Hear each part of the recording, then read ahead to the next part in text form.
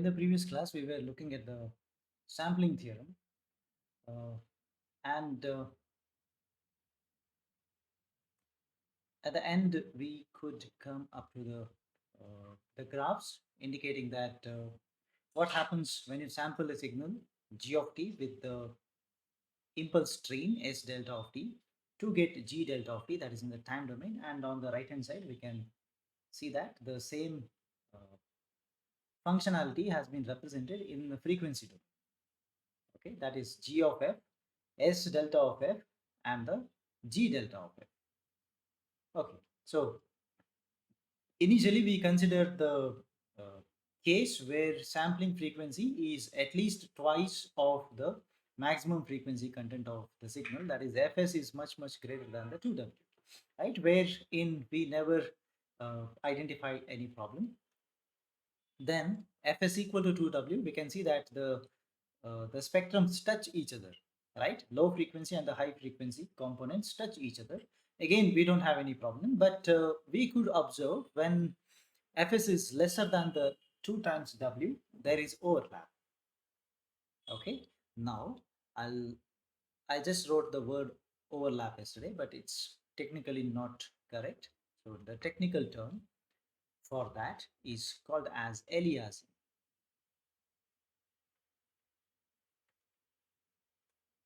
Okay, so what is aliasing? If you want to define aliasing, this is the simple and the best suitable definition. Okay, can you try to define in your own words? How do you right? How do you define these portions?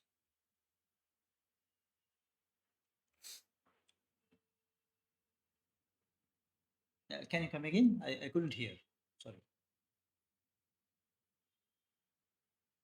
Interference, in some sort, but the general meaning of interference is there are two signals, right? One is getting affected by the other. Here, it's not like that. You have only one signal, right? So somewhat, right? Not a perfect this thing.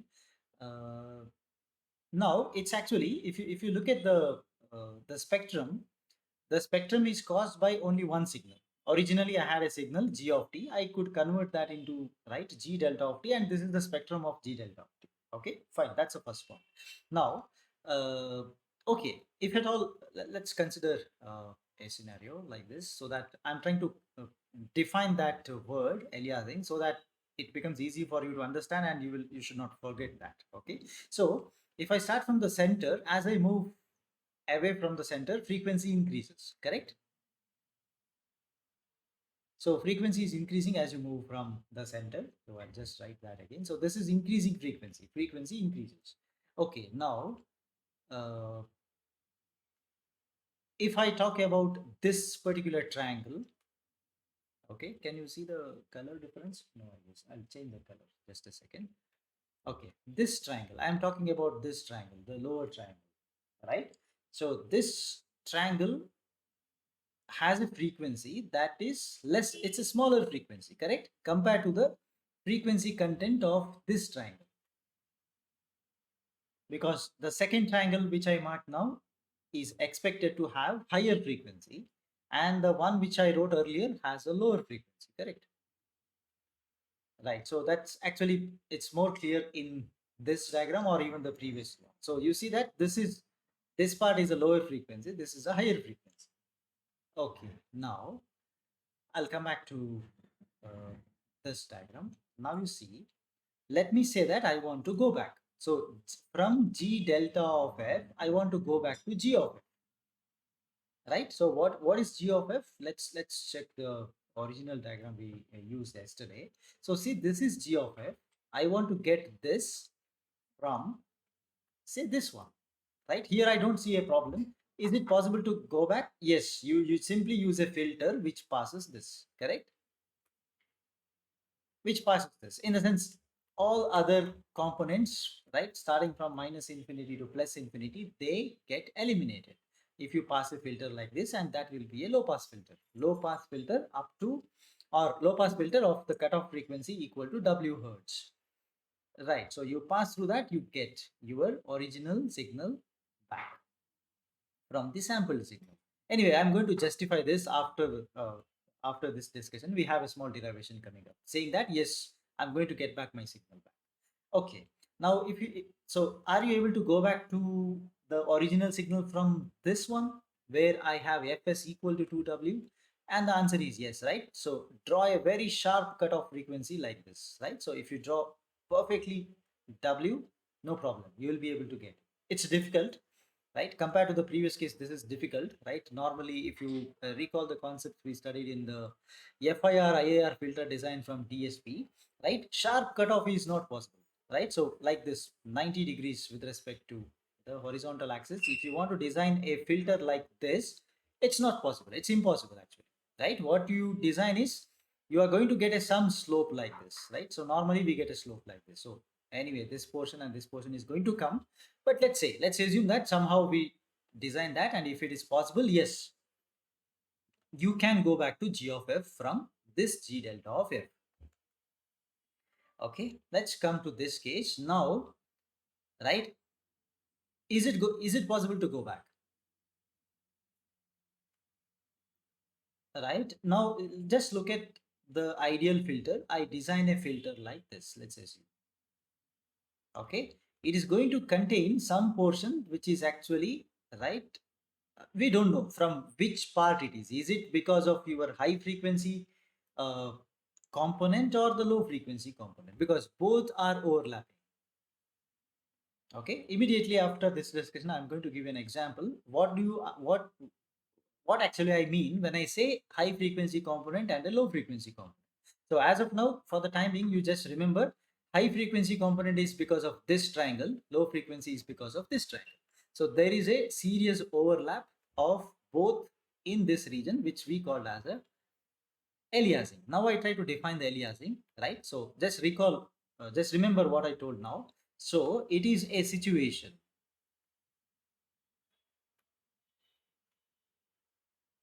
where we are not able to distinguish between a high frequency component from a low frequency component. So this particular situation is what we call as a aliasing. That's it's actually a situation. Now you see, you consider any of the overlap. I consider a point. Let me mark a point over here. So you see a x here, right? So that's a point. Okay, it has some magnitude. It is located at a particular point on the x-axis. Okay, but now you tell me this particular point belongs to the this triangle or this triangle. I'm not able to tell you. It's not possible to tell, right? Anyway, definitely it does not belong to both, right? Because, right, uh, every point you get on a curve is unique, right? I cannot say that I have 2 points at this location. No, it's not possible, because when you have a curve like this, it's a single point, right?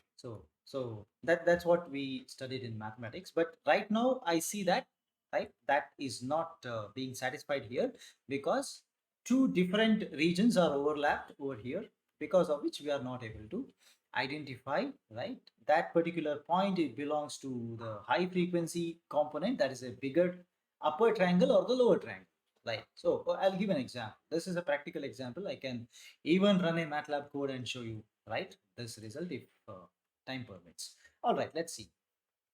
So let's try to do an example. I'm giving you an example. Let's try to do an experiment. All right, very simple experiment. Like, so what I'm trying to do here, I have, say, okay, let's say I have a frequency. I have a 8 hertz signal. let me try to write this. Say this is my frequency. I have some signal. Maybe let me try to draw a signal. This is my signal. Okay. This has, let's say, frequency of 8 hertz. Okay. What I do, I try to sample this with the 10 hertz. So let's assume that I have no idea about uh, the sampling theorem or something, right? I don't know anything about that. Simply I sample 8 hertz signal I have. I sample it with 10 hertz. I get a sample, right? Say I'm getting a samples of the signals like this. Okay. Very straightforward. Next, what I do, I try to take another signal, right? Another signal is of the frequency f equal to say 12 hertz, right? So maybe slightly high frequency, right? What I do without knowing any idea about the sampling theorem, I use a sampling frequency of 10 hertz once again, right? So I get some plot on the right side, okay? Some sampled result I get. What I do, I proceed.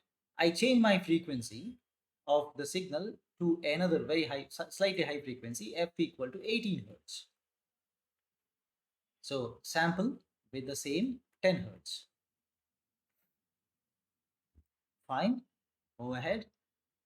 I'm not writing anything on the right side because there is some reason, right? So again, let me say I have f equal to 22 hertz, right? Some other signal, right? Without knowing, you use fs equal to 10 hertz. You get an answer on the right side. Like this, you can proceed, right? You can continue with the many signals, many frequencies, right? And we keep getting the sampled results on the right side, okay? Which I'm trying to, which will plot, let's assume, like this. Now, what happens is, right? This is what is going to happen. You see, the fs is in none of these cases we satisfy the required condition, right? You see, fs is not twice of the f, correct? F equal to 8, I need at least 16. So second is f is equal to 12, I need at least 24 according to this rule. So now let me, at the beginning, I'll do one more example, one more experiment with f equal to 2 hertz. Okay, and I use fs equal to 10 hertz. This actually satisfies. Okay, I'll get a graph, right? So you see, this is 10 hertz, right? 2 into 2 is 4 hertz. You should use at least 4 hertz. I'm using more than 4 hertz. I'm using 10 hertz. Okay, and I get a graph. Now what happens? Can you guess what's the result of all the five things we did? 2 with the 10, 8 with the 10, 12, 18, 22. Maybe next one could be 28, then 32, and so on. This will go ahead. But I don't change the sampling frequency. What you get on the right side? I wrote only one because of one reason. That is, every answer will look same. Okay, so everything is going to give you the same result. That's why I'm writing only one graph on the right side. Now, okay, so you will definitely ask a question now saying that, okay, what's the problem, right? So anyway, I had a signal. I had original signal of frequency f. I sampled with fs. I got a graph. Anyway, I could sample, right? So what's the problem, right? So can think of the problem here?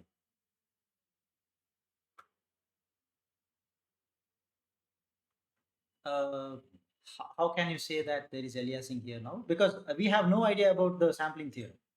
Let's assume, okay, I don't know anything about sampling theorem, right? I have no idea that, okay, if I sample with 8 hertz with 10 hertz, I get aliasing. I have no idea, right? Without knowing that, I did this and I got this answer. So now, is there any problem here? Anyway, since we know that there is a sampling theorem, definitely you'll say yes, there is some problem. But my question is, what's the problem? We cannot use the word aliasing because I don't know aliasing as of now.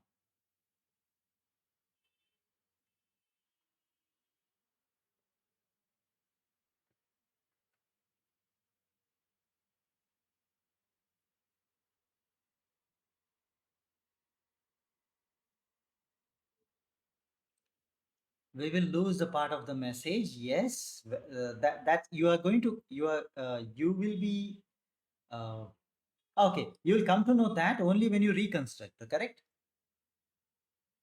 in the sense, let's say, right, all the graphs gave us the same, like this, right? So everything, all the sampled plots frequency response is this one. Okay, all the 5 6 cases, right? What happens now when you try to go back, right? Okay, I'll write here. In the sense, I have something like this. I use a filter, right? I want to go back. I want to go back and I want to get this signal, right? I want to get this signal. That's my point. Now, in the sense, what I'm trying to give, I'm trying to give you a question now. The question is, okay, this is my sampled result. Reconstruct your original signal. Correct? Okay. So what you will do? You will, yeah, will you tell that, okay, this signal is because of the 2 hertz, because of 8 hertz, because of 12 hertz, because of 18 hertz? What's your answer? Are you able to tell? That's the problem. That's aliasing, right? So right now you see, go back to my definition. What is the aliasing? So it's a situation in which you are not able to tell whether this is high frequency signal or a low frequency signal. Now the same situation. You see, I gave you the answer, right? Okay, this is my sampled signal. What you see here is my sample signal. Are you able to tell that whether it is because of a low frequency 2 hertz or a high frequency 18 hertz? You are not able to tell. So that's aliasing. So this is caused because of the problem, right? You didn't consider the sampling theorem when you sample. So in order to eliminate aliasing, what is the condition you should satisfy? You should take care that at least twice frequency of your signal should be considered as a sampling frequency. If you do that, you see this condition is not going to come at all, right? I cannot sample 8 hertz with 10 hertz, so that getting this result because of 8 hertz ruled out.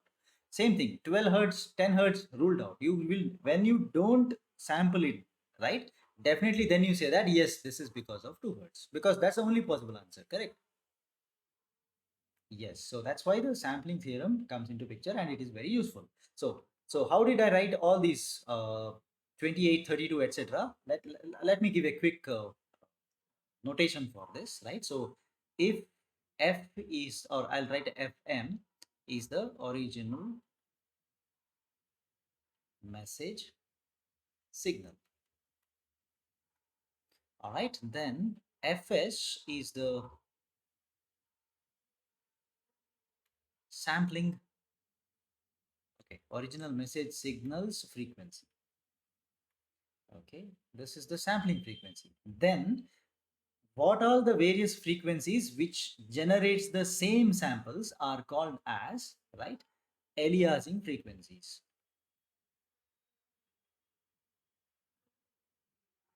Okay, aliasing frequency of your fm, it is given by the n times fs plus or minus fm.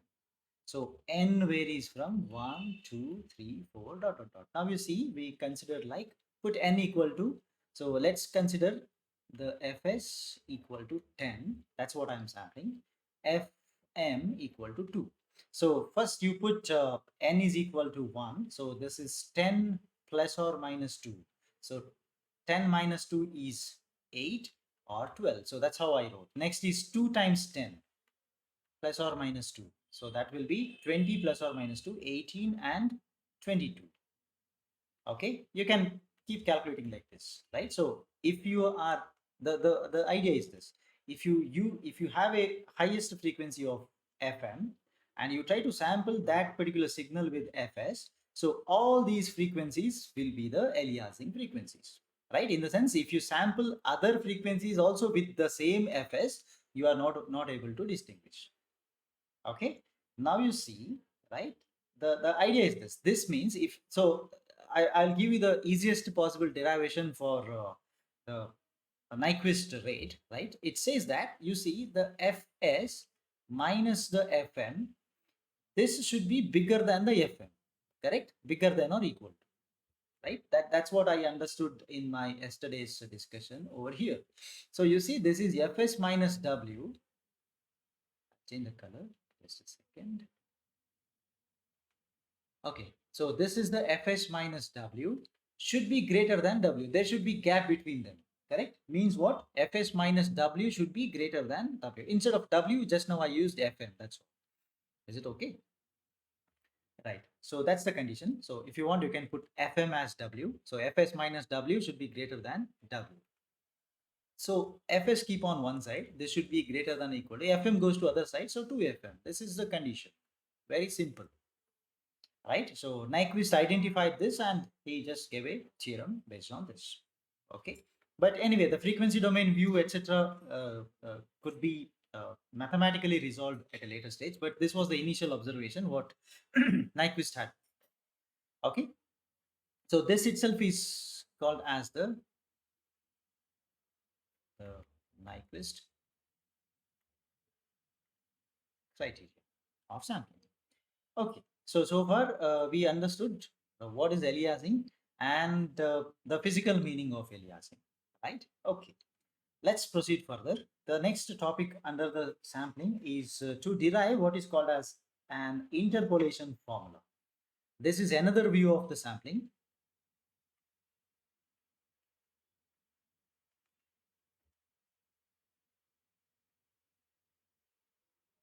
Interpolation formula. So this is actually how do you reconstruct? Let's assume I have this g of f, g delta of f with us. How do you go back to the original function that is g of t from this? Okay, so for that we have to do a little bit of mathematics. Let's try to uh, do that. So let us assume that, okay, let's first write the equation which we wrote yesterday at the beginning. All right, so that is, so one equation we wrote is, I'll go back to show you that. One is the equation of S delta of t, which is summation n is minus infinity to infinity. This is the one equation. Okay, and I'm going to use another equation that is this G delta of t. So what I do, I substitute S delta of t over here. Okay, this S delta of t has to be replaced at this position of this. So from there I'll start because we already have done that. I don't want to write the same equations twice. All right, so I'll just write, we know that.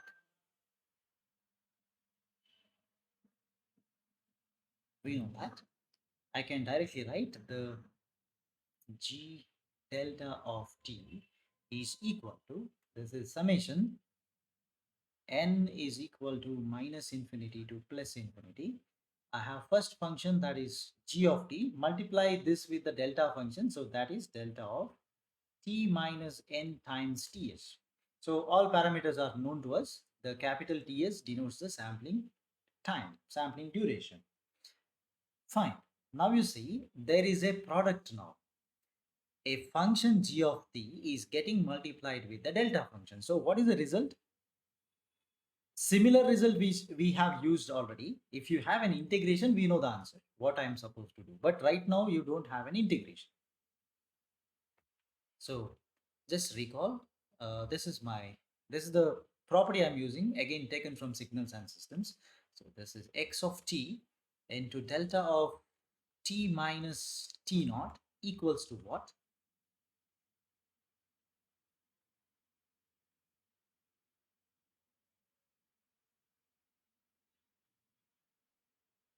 X of t minus t naught means you shift the signal. You are not shifting the signal, correct? You see, this is my x of t, right? This is 0, this is t naught. Okay, this is t naught. I have a delta function over here. So what should be the answer? It is whatever is the value here, right? This is x of t naught, right? If you say x of t minus t naught, the whatever is at 0 will come to that point, correct? That's not the case here, isn't it?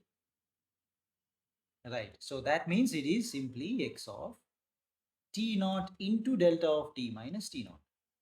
Okay. It's not just x of t naught. If you do the integration here, then that is x of t naught. All right. So just remember, right now we are not doing the integration here. So I cannot write that simply as x of t naught. X of t naught is the right answer only when you do the integration here. So there is no integration. Okay. Right. There's a difference between the two properties. Okay. That means this implies How do you write the g delta of t then? This is equal to, take the summation as it is, that is n is equal to minus infinity to plus infinity. Uh, Instead of t naught, I have n ts, isn't it? So this has to be g of n times ts into delta of t minus n ts.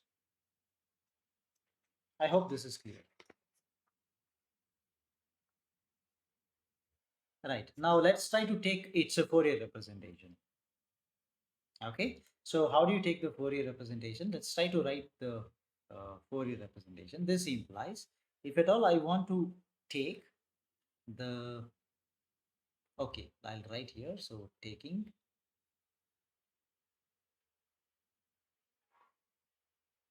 Fourier transform, I am going to get the g delta of f. Anyway, we have one equation readily available with us for g delta of f, which is, I can show you here, this equation, right? So g delta of f is already calculated, but I don't want to use that. Okay, I want to use what is called as interpolation formula. It's a slightly different than this. Okay, so that means, right, there is a g of nts, which I can take that into the Fourier representation. But before that, if I want to take this, so this has to be, there is a summation remains as it is even in the Fourier representation. So that is n equal to minus infinity to plus infinity, right? So keep the function as it is, right? That is g of n ts. What do you write here on the right hand side? I'm going to write e to the power, because the shifted function you are multiplying by delta function, its representation will be e to the power minus j 2 pi frequency into the integer n times ts.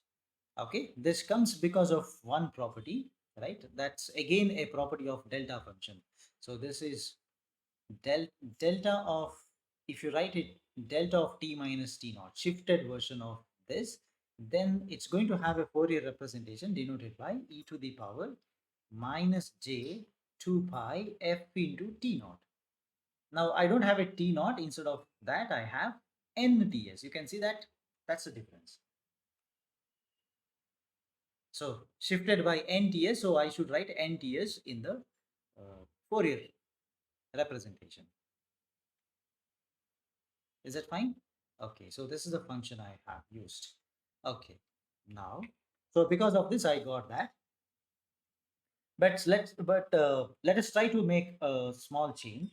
Yeah, right? So the change is, let's try to write it in this way. I know that this given function has a fs representation over there. What is fs? But fs is the sampling frequency, that is equal to 2w. Correct? So this implies wherever I have a ts, ts is equal to 1 by fs, that is equal to 1 by 2w. Is it fine? So I can try to write it in this way, right? So that means, so this implies, now you write g delta of f. Okay, what is that? Summation n varying from minus infinity to plus infinity. See, there is a ts over there in the g. So this is g of n. What is ts? Instead of ts, I can write 2w. Correct? Because ts is 1 by 2w. Right. Into e to the power exponential of minus. I can see that there is a ts. Ts can be written as 1 by 2w. That 2 and this 2 will cancel. Actually. Right? So I have a w in the denominator. I don't have to write the ts. Instead of, I'll write simply 1 by w and cancel the 2.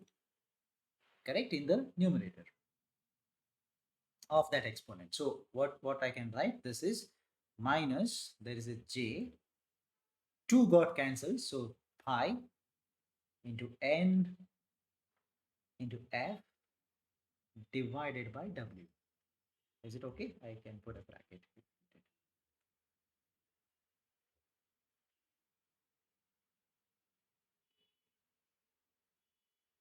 Is it okay?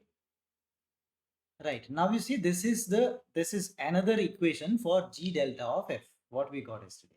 Right. So I'll go back to the diagram. Let me say this is the G delta of F. What we see here, this is the G delta of F. Now, if you want to go back, I have to look at only one triangle which is at the center. Correct? So when I say I am going to look at the center, I should put F equal to 0. Correct? What's the value of F at the center? That is 0, right? So actually we are interested in the triangle that is centered at F equal to 0. So I will, out of this G delta of F, I should consider only the one term which is at the center. That is possible with N equal to 0. Correct? In this equation, put N equal to 0. You get the central value. Right? So, okay. Right. I'll just copy that diagram here so that even you can use it at a later stage. Okay.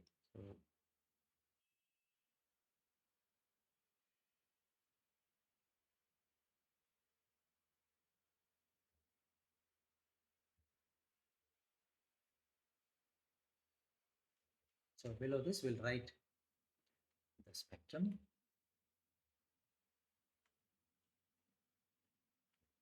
This is the spectrum which we are talking about, right? That's the equation of G delta of F.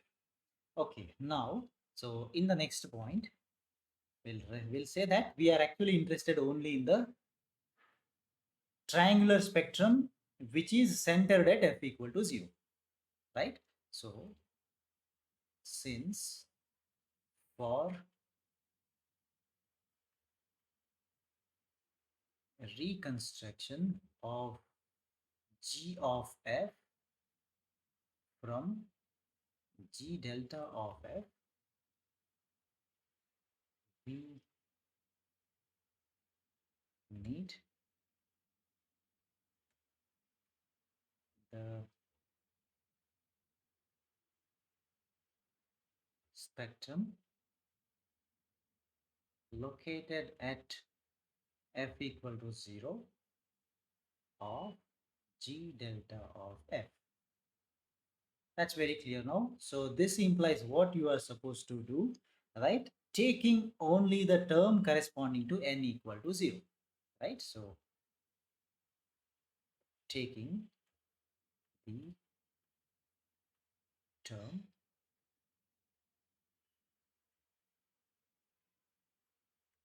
corresponding to N equal to 0 in the above equation, right? Let's try to write that.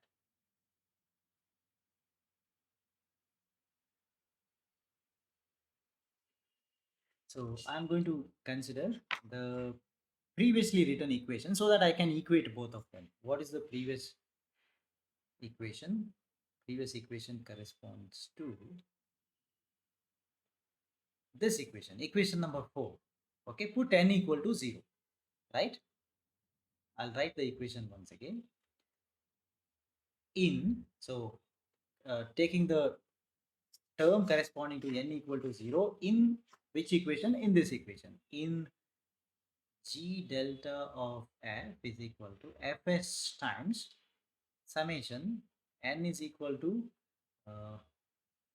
it's minus infinity, 2 plus infinity, capital G of F minus N times Fs. In this, you put N equal to 0. So, when you put N equal to 0 only, the summation is no more valid, right? This implies out of the G delta of F, it becomes Fs, no summation, it becomes G of F, correct? The limit should be minus W less than or equal to F less than or equal to W. So that means I'm going to I'm going to consider this G delta of F, which is that this is the one, out of which I'm going to consider only the frequencies F between minus W to plus W. That means this, within this range, what you get the triangle which is G delta, G of F. So that's what is the equation written here. But there is one thing that it has an amplitude fs. That's the amplitude. So you see that there is a fs over here. That's fs into g of f. So how do you get the original g of f back in such case? This implies the g of f is nothing but 1 by fs, 1 by fs into g delta of f.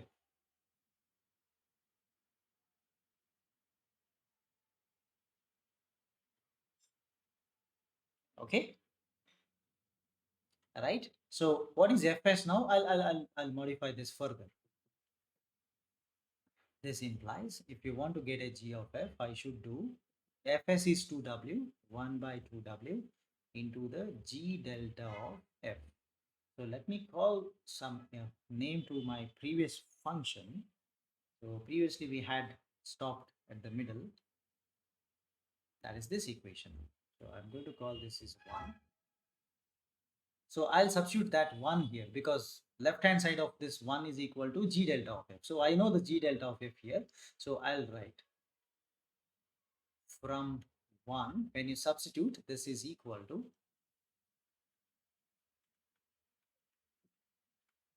1 divided by 2w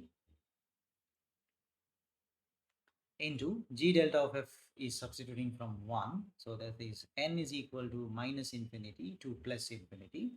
This is g of n by 2w into the e to the power minus j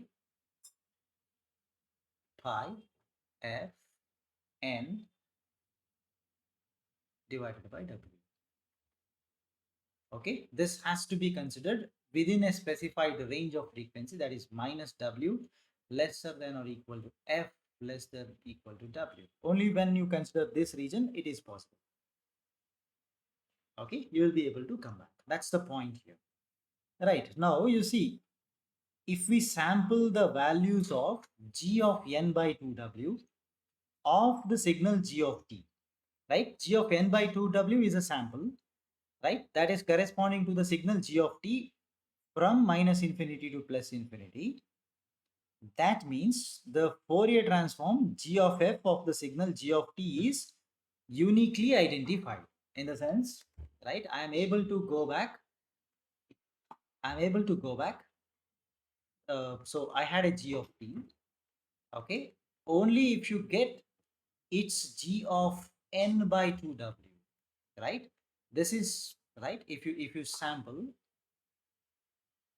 g of t with to get g of n by 2w, then only you will be able to, right, take a Fourier inverse so that you can get the g of f. So g of f you have, right, you can try to represent, right, g of n, and you can go back to g of f. So g of f means anyway, so you will be getting the g of t itself, right? Because that's the reference. So what I try to do here, I'll try to remove the f inverse here because this is not exactly f inverse. This is the Fourier series representation. Okay, g of n by 2w is a discrete function.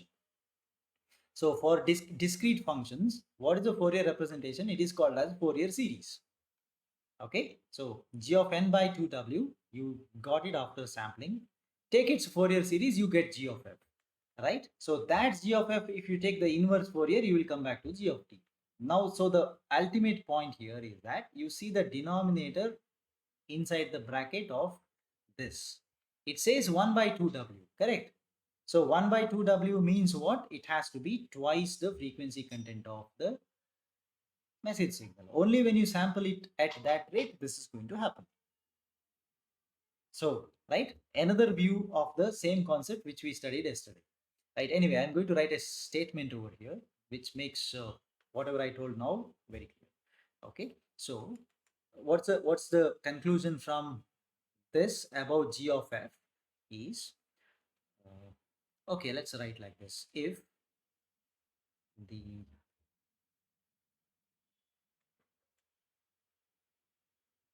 sample values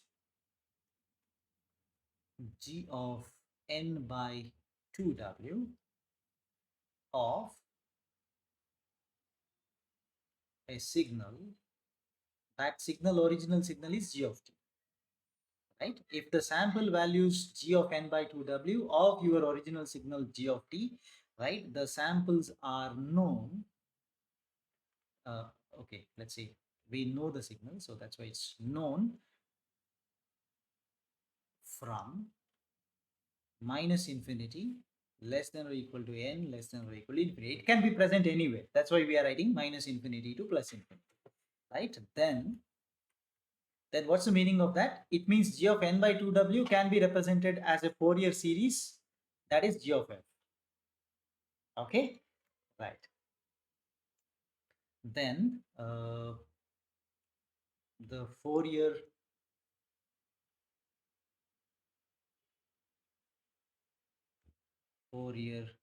representation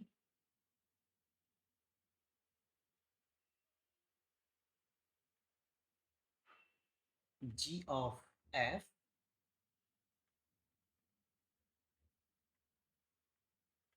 uniquely identifies the g of t. In the sense, I can use that g of f, whichever I get from by using the Fourier series representation of g of n by 2w, can be used to get back to the g of t. This is our intention, right? I need to come back. Is it okay? So let's try to write one more equation to uh, understand this more clear. So I have a g of f with us now, right? So I can see that we have the g of f with us. That's this equation. So if you have a g of f, how do you come back? You can take the inverse Fourier representation, correct? So this implies the meaning is like this, right? Inverse Fourier transform. I'll give a number to that equation. Okay, so say this equation is say number 2.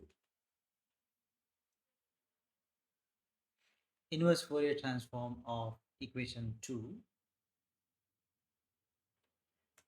gives, I have left hand side g of f, inverse will give you g of t, right? I just have to use this standard equation to come back to the time domain from frequency domain. Minus infinity to plus infinity, capital G of f e to the power j 2 pi f t df, right? I already have that equation here, so put 2 over there because 2 gives me the g of f value. So that means therefore g of t is equal to,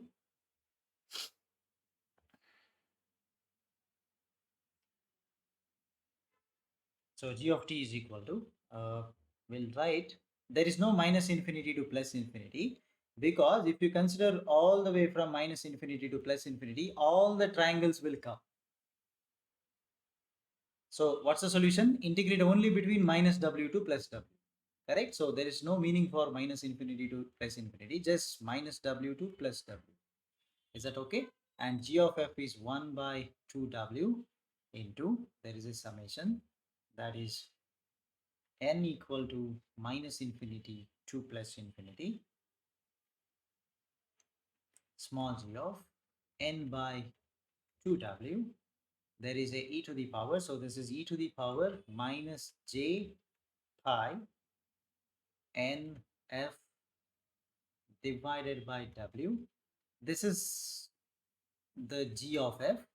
Outside g of f, I have to write e to the power j 2 pi f t. That is the inverse Fourier transform equation df. Okay, now let's try to do the integration. So this is equal to, what I do, I see the integration is with respect to f only. So if you have the terms that does not uh, that do not have the f over there, you can take it out, correct? So 1 by 2w is a constant, simply take it out. And what else I can take out? So I can take out the summation. It's nothing to do with this. So n is equal to minus infinity to plus infinity. Then even the g of n by 2w goes out. It has no f in that. Remaining term you integrate minus w to plus w. So let's try to all of the terms, remaining terms contain what you have. Yeah, you have the f over there. So it is e to the power. Let's try to expand this. This is minus j pi n f divided by w, and I have next term that is plus j2 pi ft. Correct? This is the e to the power into df.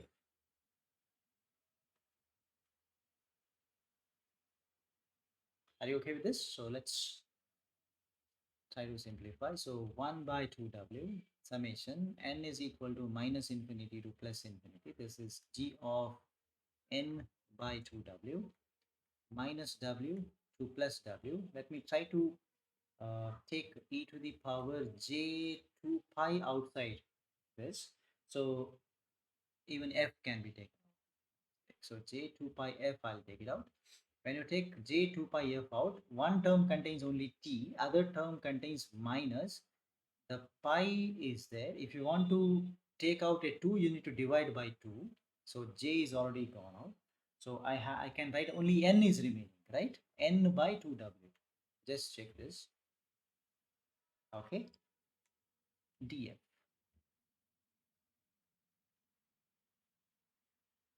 Okay, so this is equal to 1 by 2w summation n equal to minus infinity to plus infinity g of n by 2w. So let us integrate e to the power j 2 pi f n t minus n by 2w all divided by integration with respect to f. So whatever remains other than f you have to write. So that is j 2 pi f cannot be written t minus n by 2w. Limits minus w to plus w.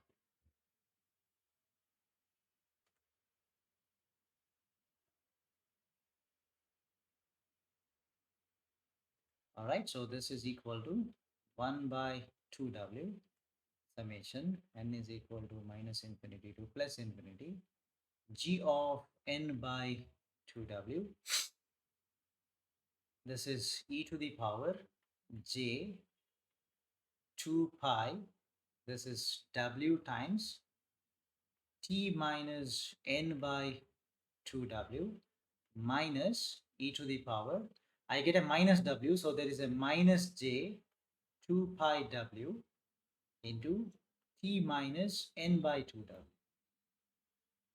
Okay, whole divided by, this is j 2 pi t minus n by 2w.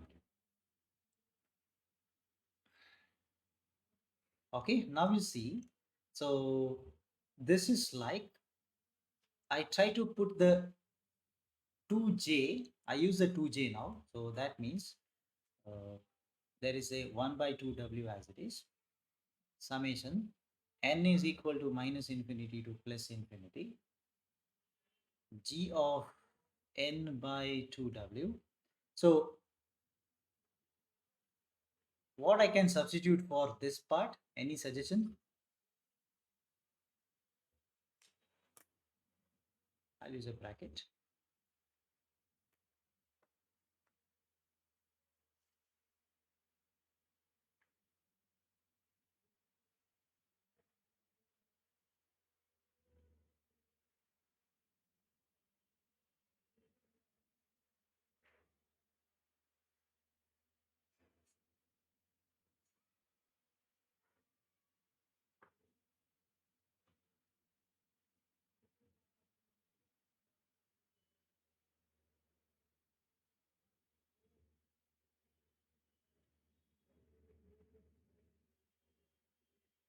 There is a e to the power j something, j theta, and there is another term minus e to the power minus j theta. So if you have, yeah, Can you write a sign here? What you should use if you want to write a sign? I'll write below. That is e to the power j theta minus e to the power minus j theta divided by 2j. I have a 2j in the denominator, correct? So that part I can use and I can simply write that as a sine theta. So let's use that now. So that means I can write this into, so it is sine of 2 pi w t minus n by 2w. The j2 in the denominator I have to remove, right? Remaining part I'll do that. So what you have? Pi into t minus n by 2w, isn't it?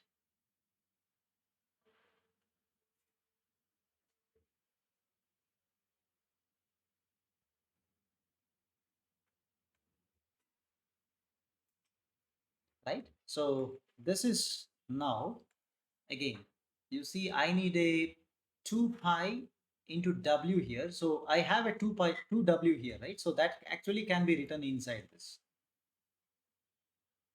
isn't it? So 2 pi when you bring here, so this term and the term inside the sine, right, they match. This becomes sine theta by theta. Are you okay? So when I say that is sine theta by theta, it is a sinc function, correct? So I can rewrite this as, now n is equal to minus infinity to plus infinity, g of n by 2w into sinc function of, so the 2w in the denominator, I'll try to take it to the t over there. Okay, so this becomes 2wt minus n. So for a specific reason, I try to convert this here. Now you see, depending upon the n value, my sinc function gets shifted to right or left, correct? So when n equal to 1, the function shifts to right by 1 unit. When n is equal to minus 1, the function shifts to left by 1 unit. Correct? So left or right shift you can decide by looking at the value of n now. So sinc function is the standard one, right? We know that. And sinc function gets, right, multiplied with your sampled signal g of n by 2w. What is g of n by 2w? It's a sampled function, right? To this sampled function, what I'm supposed to do? Multiply by a sinc function, right? And take the sum, right? That's what is this. So this function, this equation says that you will be able to get back your g of t if you do this operation. Okay, this is what is the meaning. Let's check whether it's true. What we'll do, let's go back, let's copy this g delta of t, right? This g delta of t is nothing but it's n by t. Anyway, I'll try to modify and write. So let me just first copy this.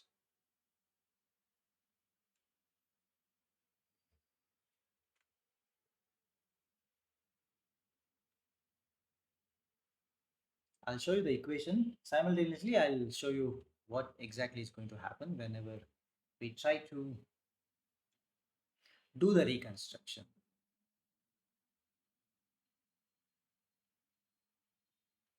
All right, so this is what we have now. So I'll slightly modify because of our equation, I have to modify this. It's no more g delta of t because it's a sample. So how do you write that now?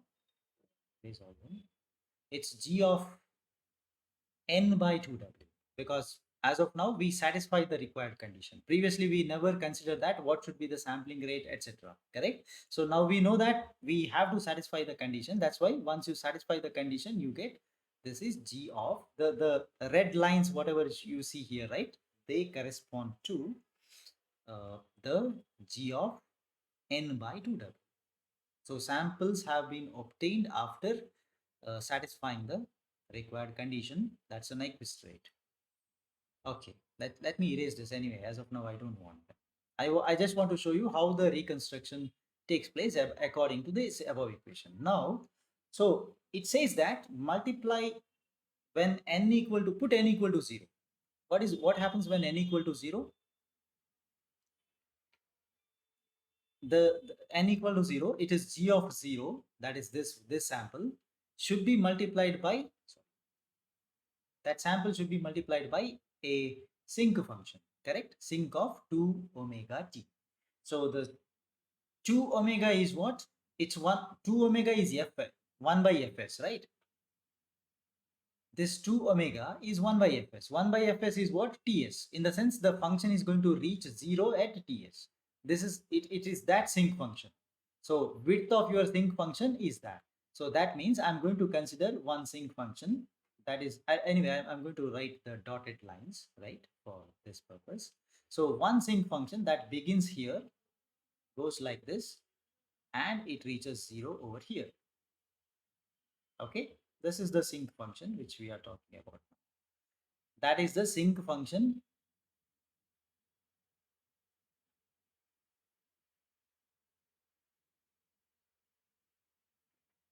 Are you okay? That is the sinc of 2 omega t. That's all. Now, go to the next step, put n equal to 1. What happens? Sinc function gets shifted to right by 1 unit. Correct? So that 1 unit means it is going to be shifted to this point, sinc into the amplitude. So that's slightly, I'll try to write it slightly. Okay, like this. Comes here, it comes here. So it's a next sinc function. Are you okay? This is fine. Okay. So this is how it goes. Okay. Put n equal to -1. What happens? Sinc function gets shifted to the left. Correct? So this is the sinc function. Whatever is the amplitude you have, multiply that with this. Are you fine with that?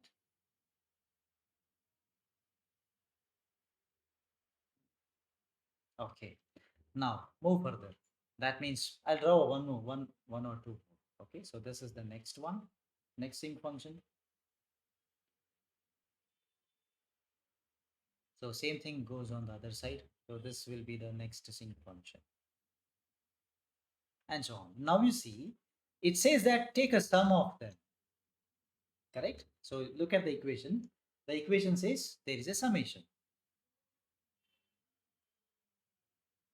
So means what? Whatever sinc functions you got, right? Add them up. So the addition results in this way. This is the final result. I'm going to write using a different color. So whenever you try to add all the sinc functions you got, right, after the multiplication of this g with the sinc function, right, it is, this results in a graph like this.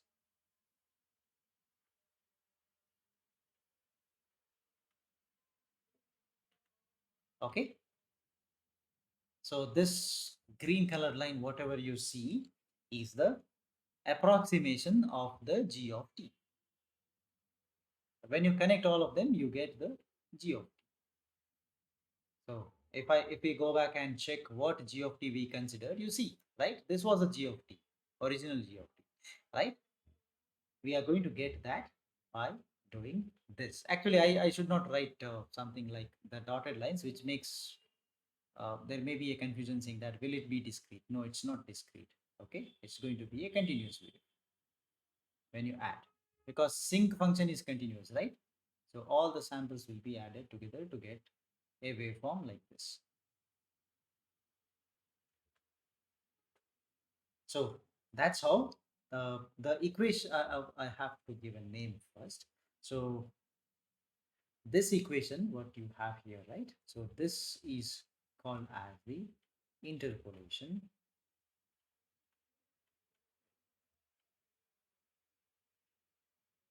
formula. So using which, if you have a g of n by 2w, you can come back to the g of t, which is the original signal.